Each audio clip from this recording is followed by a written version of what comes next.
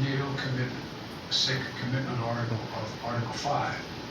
The Vice President Harris is going to be traveling to meet with our allies in Poland and Romania later this week. See, Kamala Harris is going to Europe, ladies and gentlemen. She's going to save the world. She can't even save our own borders. Let's see. Let's see what Let's Go Brandon says. Violence against Ukraine and the steps that we're going to take together with our allies and partners around the world to respond to this aggression. We are enforcing the most significant package of economic sanctions in history. No, you're not. It is causing significant damage to Russia's economy. Yeah, but he don't care. It has caused Russian economy to frankly crater. The Russian ruble is now down to 50%. By 50% since Putin announced his war. 1 ruble is now worth less than 1 American penny. 1 ruble is less than 1 American penny. And preventing Russia's central bank from propping up the ruble and to keep its value up. They're not going to be able to do that now. We cut Russia's largest banks from the international financial system and it's crippled their ability to do business with the rest of the world. In addition, we're choking off Russia's access to technology like semiconductors that are and sap its economic strength and weaken its military for years. Hey, knucklehead, Let's Go Brandon. Should have done that 2 weeks ago when he had over 100,000 troops on the border of Ukraine. 2 weeks later, you see the carnage, and you're doing it now. Too little, too late. Let's continue. In Russia, the U.S. Stock Exchange has halted trading of many Russian securities. The private sector is united against Russia's vicious war of choice. The U.S. Department of Justice has assembled a dedicated task force to go after the crimes of Russian oligarchs. And we're joining with our European allies to find and seize their yachts, their luxury apartments, their private jets, and all their ill-begotten gains to make sure that they share in the pain of Putin's war.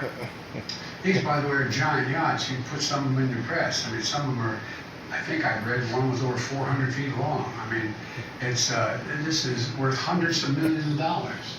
Bigger, you're not. Today is not without cost here at home. Putin's war is already hurting American families. Let's go, Brandon. Since Putin began his military buildup in Ukrainian borders, just since then, last year, the price of the gas at the pump in America went up 75 cents. Last year. With this action, it's going to go up further. I'm going to do everything I can to minimize Putin's price hike here at home.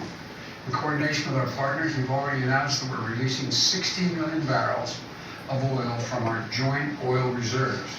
Half of that, 30 billion, is coming from the United States. Drill, baby, drill. To ensure a reliable supply of global energy.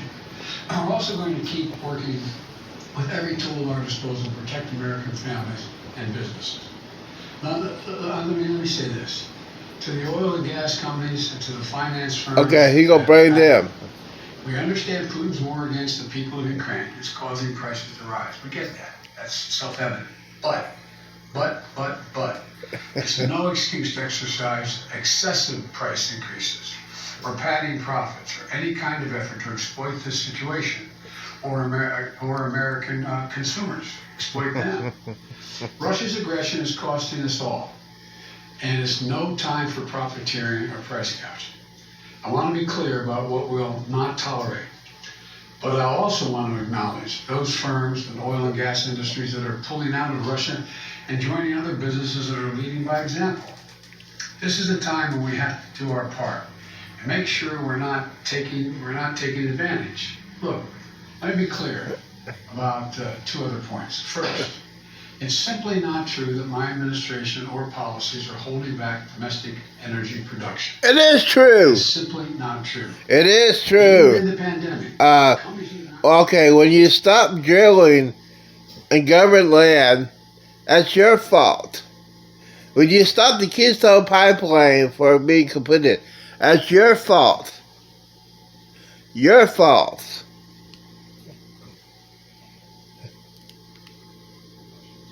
On land that isn't owned by the federal government. And of the remaining 10% that occurs on federal land, the oil and gas industry has millions of acres leased They have 9,000 permits to drill now. They could be drilling right now, yesterday, last week, last year. They have 9,000 to drill onshore. Okay, this fool is lying to. I mean, really? It has 9,000 drills we can drill right now, but no, you gotta have permits. You're not letting the permits go through. You want You want to deal with climate change, man. Over the last 3 months with our European friends, how they have to wean themselves off Russian oil. All right. It's just not tenable. It should motivate us to accelerate the transition to clean energy. This is a perspective. Okay, I had enough of this fool. Thank you for watching this knucklehead. Well, basically what he said he's going to stop Russia oil from coming to America. Too little, too late. I got to go.